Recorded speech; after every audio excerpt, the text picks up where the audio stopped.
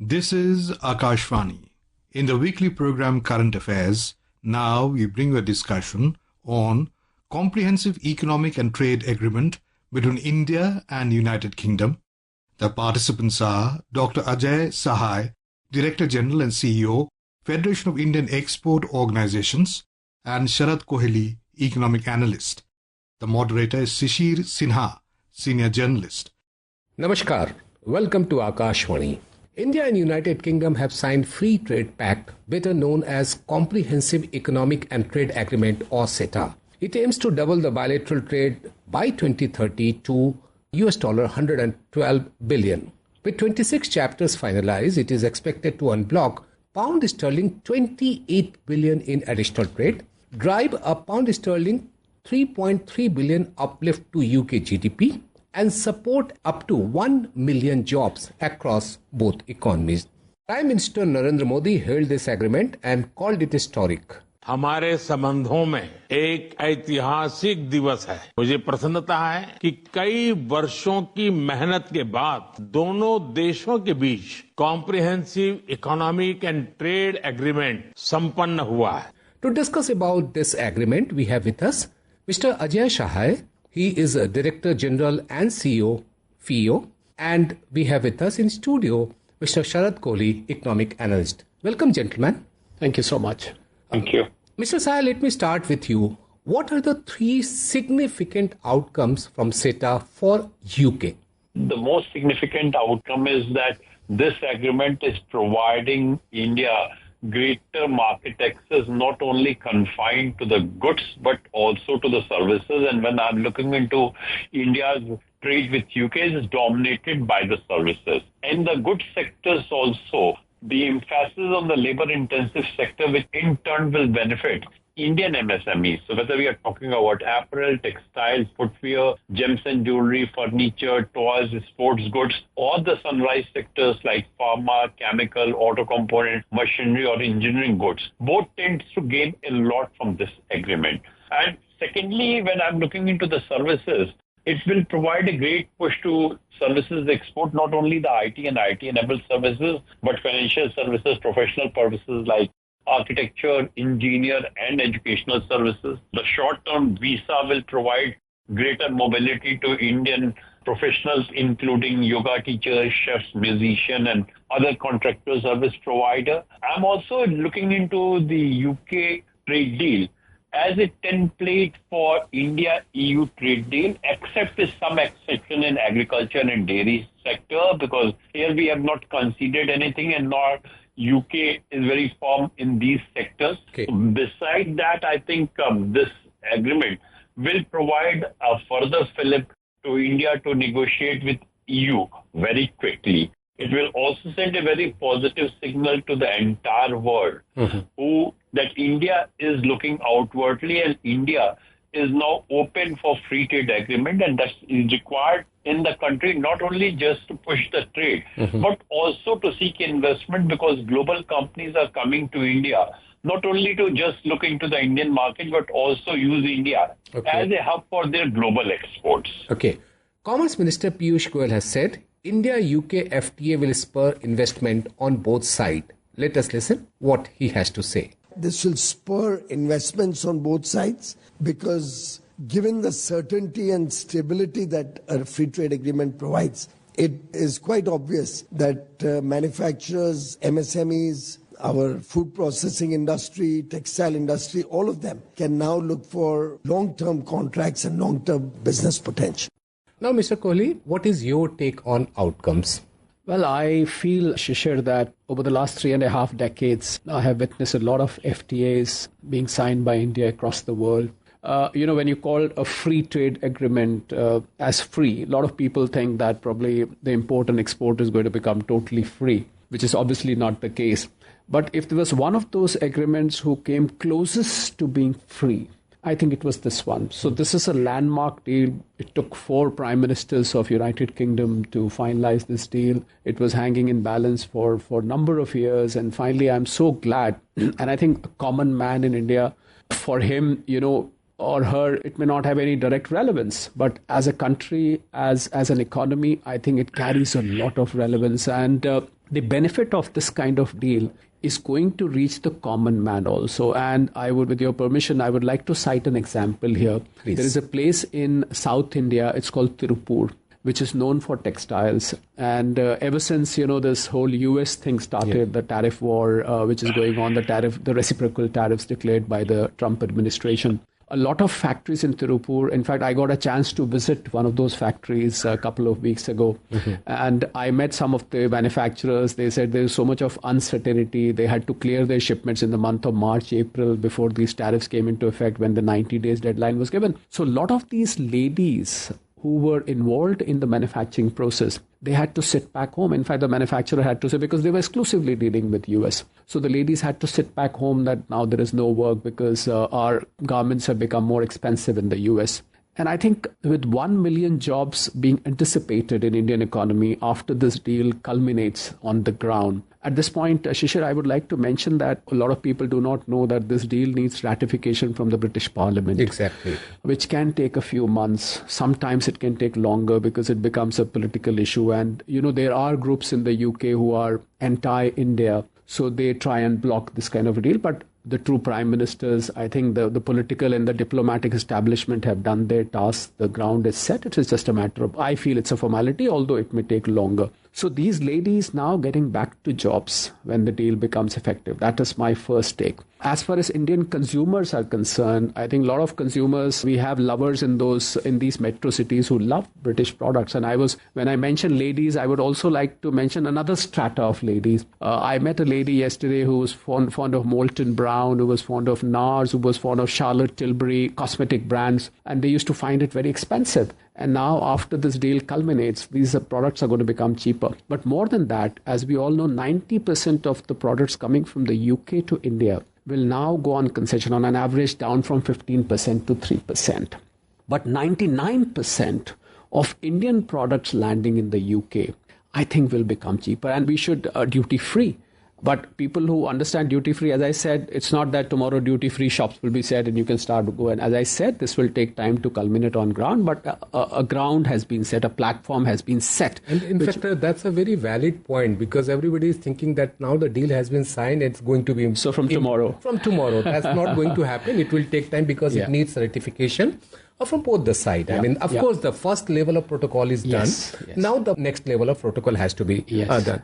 Foreign Secretary Vikram Misri, while briefing the media yesterday, said that the agreement will open trade and investment opportunities in both the countries. This landmark agreement will significantly increase trade and investment and economic cooperation between the two countries by lowering tariffs in key sectors, including labor-intensive sectors in India like textiles, leather, footwear, agricultural products, marine products, sports products, toys, gems and jewelry, and others.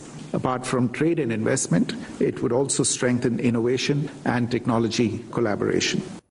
Foreign secretaries also said that the agreement will strengthen the defense ties between India and UK. Both leaders welcomed today the adoption of the Defense Industrial Roadmap, which will open up enormous opportunities for joint collaboration for defense industries of both sides. A memorandum of understanding was signed between the Central Bureau of Investigation of India and the UK National Crime Agency. Finally, both leaders also expressed great happiness at the increasing collaboration in new and emerging technologies between the two countries, particularly telecom, AI, and critical minerals. Mr. Sahai, one important thing is about the goods. You talked about goods, you talked about services also. If I ask you specific goods where India really has edge and the manufacturer, they can take advantage of the situation. So can you list few goods where the India has real good edge? In fact, I personally feel that in apparel sector, we have the edge. We will have level playing field with some of our neighbors also, who either because of the LDC or but for arms, were getting preferential treatment in the UK market. With some of the countries, we will have much better position. For example, if you're talking about the footwear, carpets, automobile. In the marine sectors also, we have huge opportunity coming in. And that's why I'm saying that it's not just confined to the traditional exports. Some of the India's sunrise sectors of exports are also likely to gain a lot, particularly in auto component segment.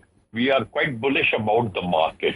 But I personally also feel that since the trade is dominated by the services, and India being an English-speaking country and we too are part of the Commonwealth, I'm looking into much more gain in the services in this agreement as against any earlier agreement. And from that perspective, this agreement also holds a special significance for all of us. Okay. Commerce and Industry Minister Piyush Goyal said that the landmark agreement will open the floodgate of opportunities, including services sector. ये भारत में अपार अवसर खोलेगा हमारे किसानों के लिए, MSMEs के लिए, छोटे उद्यमियों के लिए, युवा युवतियों को नए अवसर मिलेंगे और सेवा के क्षेत्र में भी अब बहुत बड़ी छलांग भारत यूके के अंदर अपने सर्विसेज सेक्टर्स में ले पाएगा. In fact, my next question was on services only, Mr. Kohli. And since we are good in English speaking, and also the cost of labor is slightly lower than various other economies, and last few years we have seen that there are some competition from Southeast Asian economies, South Asian economies. Do you think that this agreement is giving much more advantage to the Indian labor force as compared to people from South Asia or Southeast Asia? See, Shishir, each country reserves the right of protecting its own skill and skilled workforce. So architecture, accounting, legal services, IT services, of course, we already have a prowess in IT services. So we will find professionals from our country and their country being more freely able to set up their practices, set up their businesses, render their professional services, which was until now not happening. For example, law services in the UK are extremely expensive. And it's just a matter of coincidence that I am, for example, a chartered accountant from India and the UK both. Mm-hmm. So I, for that matter, know that how expensive it can be to hire a lawyer or an accountant in the United Kingdom. Now, if Indian lawyers and accountants are given a chance to practice there, and if Indian qualifications get recognized, because one of the things which Prime Minister spoke later in his address was that it opens for defense, it opens for education, it opens for across the board, a business being done between the two countries. So if Indian professionals can practice there, I think that will open floodgate of opportunities, because as of now, if you're an Indian, for example, lawyer, you are an Indian chartered accountant, you need to upgrade your educational skills there, clear certain examination, and only then you can work over there. I think this trade agreement will also open the doors on that front. And I think the possibilities will be tremendous. And, I was also very emotionally moved by this deal, because this was the country who had ruled over us for 200 long years. And some time ago, they were the fifth largest. And remember, we overtook this economy. They're about 3.8 trillion. We are now 4 trillion plus, for that matter. We are now the fourth largest. So although having said that, I would say that we are shoulder to shoulder. But in terms of population, their population is 5% of our population. So when somebody was asking me, Shishir, which country out of the two is going to benefit more? So I said, obviously, it will be India. And for the simple reason, because we are a 142 crore people country. They are a 7 crore country. And we should also not forget a very important point here. We are growing at 6.5-7%. They are growing at barely 1%. In fact, some of the experts say that UK is effectively growing below zero, because a lot of people there are losing jobs. The utility bills remain unpaid. And inflation is also Inflation is very high. People are not able to stay on. And the recent news was that a lot of ultra-rich people over the last 2 years have left UK because of taxation and other things. UK needed this deal more than India at this point. However, when we started negotiating for this deal, 4 prime ministers of UK ago, it was the other way around. But now, I think, and a very important factor, Shishir, which is very interesting to notice, this whole US stalemate between India-US trade deal, which has been in the limbo for a long time now, we keep hearing about it, the US trade reciprocal tariffs is bringing the countries closer and quicker. Because tomorrow if we may lose the US business, we at least have, between ourselves, we should quickly get into a deal. So I think we can partly thank Trump administration that we are getting closer to that. So that's a non-dollar group is absolutely joining hands, and they are going for that. Mr. Sahai, one fine print was that 75,000 workers will not have to pay social security there. And also the other thing is that 1,800 visas to be issued to professionals like musician and yoga instructor. How do you see these two things? We are looking into greater mobility of professionals from India to UK to travel for work, to attend events, or even for transition between office. This will not only just benefit the chefs or yoga instructor, even architect, engineers, musicians. All will be benefited. And additionally is the Social Security Convention, which now allows employees who are in the UK up to 3 years not to contribute to home country social security system, will be definitely a gainer for the professional who unfortunately have to contribute to social security in India as well as in the country in which they are operating. So from that perspective, I think this will be a huge relief to all the professionals, and probably we will see these kinds of trend emerging even India, US, BT also, because in the past we have talked to the US also on these lines. Okay.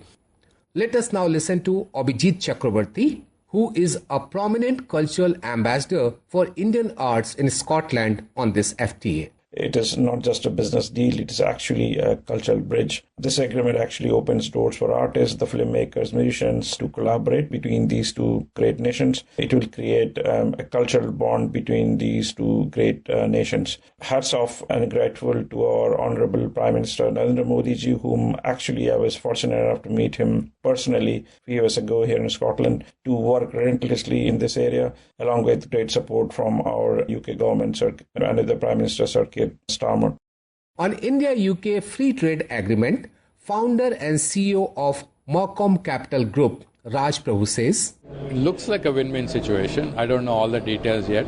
But more than that, I see this as a very good model, how two countries can cooperate and come up with a solution that is beneficial for industries in both the countries. We are talking about a world right now where there are so many trade disputes going on right now. The approach here is a lot more diplomatic, and I think it's a good model actually for the rest of the world to follow. How the current US model is, which is a lot more confrontational, here it's a lot more diplomatic. I think it's a win-win for both the countries and the rest of the world as a model. Let us now listen to Vishant Das, who is an entrepreneur and hotelier based in Scotland, what he has to say on the FTA. मैं Scotland में पिछले 20 साल से रह रहा हूं और यहाँ पे मैं एक बिजनेसमैन हूं। हमारा खुद का hotel and chain of restaurant है। श्री नरेंद्र मोदी जी और मिस्टर स्टारमर के द्वारा जो इतिहास रचा गया है ना, वो अनबिलीवेबल है। इससे हमें आने वाले दिन में बहुत ही ज्यादा फायदा होने वाला है, बिकॉज ये 0% ट्रेड डील है बिटवीन बोथ द कंट्री। क्योंकि हम इसी इंडस्ट्री से जुड़े हुए हैं, तो हमारा ये जो ऐतिहासिक कदम जो उठाया गया, इससे हमें बहुत फायदा होगा आने वाले दिन में। But thank you so much both country who supported and you helped to growing my small business to a large business.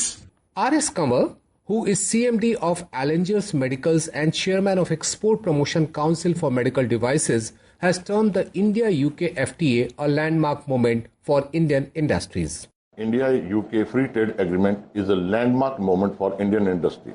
It not only opens up zero duty access for key sectors like medical devices, but also fosters innovation, investment, and collaboration. I see this as a great opportunity to expand our global footprint, strengthen supply chains, and create high-quality jobs back home. This is a win-win for both nations, driven by trust, technology, and talent. Mr. Kohli, the three sectors which are being talked in detail, one is the auto, the second one is alcohol, and the third one is the telecom sector. Which one of these three you think is much more important? As far as auto sector is concerned, there's a lot of buzz around the auto sector. Although telecom, we are good in so many other sectors. Even agri products, for that matter, is a very, very key point of discussion. No, in fact, the agri I'm going to talk about. But when it comes to auto, I think the lovers of Rolls-Royce or Aston Martins or Jaguar Land Rovers, I think they can expect, although there is a quota. If you're getting an electric vehicle from the UK, well, the duties right now range from 75% to more than 100%. They're going to come down significantly, but however, it will be on a quota basis. We are not going to allow unlimited entry and, unregulated entry for that matter to protect our own interests. But I think auto sector is one where we can expect, but we should keep in mind that it provides a similar opportunity for the Indian auto exporters in the UK as well. Whereas on one side, the UK-made cars or UK-made engines for that matter come to India. Similar opportunities come from the auto. So I feel out of the three sectors you mentioned, auto seems to be scoring above the others for the time being. Although, having said that, I would like to also say that sector rotation keeps happening in our country. We find for a particular quarter an odd sector is doing well, then for the second quarter we find the other sector overtakes. But for now, auto seems. Another very important point, Shishir, I would like to mention is Indian federal procurements being opened for tenders to the extent of 4 lakh crores to the UK firms. I think UK firms have a very good opportunity. If you can provide your tenders at a competitive price, you stand a fair chance of winning a contract in India. And I think this is a very bold move from India, because this also shows intent of Indian government that we are opening our economy to the world contractors, to the world engineering firms. If you can't deliver at competitive prices, well, tender means whosoever gives the best wins the contract. So I think that is another very key point. A lot of people missed that point while we were talking of textiles, gems in jewelry, footwear, leather, and so on and so forth. I think that is one aspect. Of course, you mentioned about the alcohol as well. Well, some of the lovers of Scotch whiskey and, well, the duty coming down from 150% to 75%. I think they'll wait for those 10 years when it will be brought down to 40% for that matter. So, but as far as the volumes are concerned, I feel auto sector outshines the buzz out of all the three sectors. Okay, Mr. Sahai, there is one apprehension that if we talk about the auto sector, that means more and more luxury cars will come from UK and India will be able to export more and more what we call as the middle segment car. Yeah. Is it correct to say? Absolutely, because if you look into the concession which India has provided, the steepest cut which we have provided is for the luxury car, and then followed by the mid-size car or the small-size car, because our sensitivities are little different. If you look into the UK side, they have more or less restricted the car above the value of £80,000. So while they are protecting the luxury car segment, we are protecting to some extent our mid-size or the small car segment, because the priority of the two countries are different in this area. And interesting to note that one of the big luxury brand is owned by Indian company. That's what absolutely.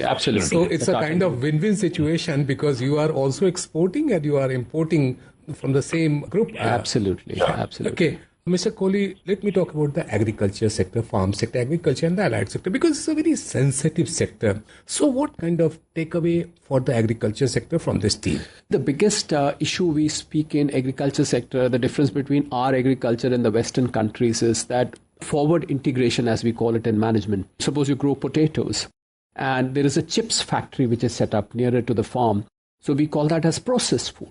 So I think opening up of the processed food, bringing down the duty to zero in UK in processed food, will open floodgates of opportunities, because agriculture sector as of now, of course, exporting the basic staple food and so corns and other stuff is there. But we are speaking of processed food in particular, that foods which are made out of our agriculture basic produce. I think they will gain a lot of traction there, considering the fact, Shishir, out of what you just said. Because inflation is hitting the UK 7 crore population of UK very hard. So in that situation, suppose they are buying a packet of potato chips for, let's say, £5, and a potato chips manufactured in our country lands up there at £1 or £2. I think it's a win-win situation. So somebody was asking me yesterday that with the UK economy going so slow, how will the demand for our products, which we've opened up, spring up from that country? So my answer to that question was that in the era when your economy is not doing well, the capital investment is not coming, which means I am not getting factories which industrialists can set up and manufacture those products. In that situation, if a country like India can supply the product at a price which their pockets can afford. So I thought when they are suffering from inflation, so another school of thought is when inflation is there, our products become more viable there because they can buy, if they can't buy a chips packet for £5, £10, they can easily buy something which costs them £1 or £2. So I think that's the magic of Indian pricing. And in the same context, I would like to say that the size of India-UK trade and the size of China-UK trade, China is double the size of Indian trade as of now. So I think India will be able to now compete very, very effectively with the Chinese imports being done in the UK. You will find people putting their fingers on the Indian products instead of the Chinese product. I've been to stores in the UK. There's a store, for example, called Primark, where you get clothes and a lot of accessories. And most of the products were either from China or from Bangladesh. On an odd shelf, you might find Indian product, but you will find Indian products taking place on more and more shelves in the stores like Primark in UK going forward. But one thing, Mr. Sahai, when we talk about that we are going to compete with China, like Mr. Kohli was talking about, but China has big advantage in terms of what we call as the economy of scale and also in terms of the cost competitiveness. Where do you see we have the advantage if we talk about economy of scale as well as the cost advantage? I entirely agree with you on the economy of scale. On the cost, I'm not agreeing with you because cost in China has gone up sharply. The wages in China has increased substantially. Up to a point, China has offsetted the increasing wages with higher productivity, but there is limit to that. China is now following stricter environment norms also. Companies have been asked to move away from the coastal areas to the interior, which has increased their transportation cost also. With one-child norms, where now the youth is preferring the services, they are having challenges in the manufacturing. Some of the employment-intensive sector, on their own, they are exiting the sector, and that's why the opportunity lies with India. Now, if we want to utilize the full benefit of the free trade agreement, I think Indian industry needs to scale up the production. And in some of the sector, we may be requiring more investment to flow. That's why we are of the view that now with this kind of agreement, government has put the ball in the court of the industry. And industry has to work hard to augment the production, meet the competitive production so that they can enjoy the benefit of the free trade agreement being offered by the government. But Mr. Sahai, one more thing here. If we talk about China, I mean, the kind of monetary flexibility they have in terms of the valuing their currency, they can go on any extreme if we talk about the cost competitiveness. Isn't a fear for India?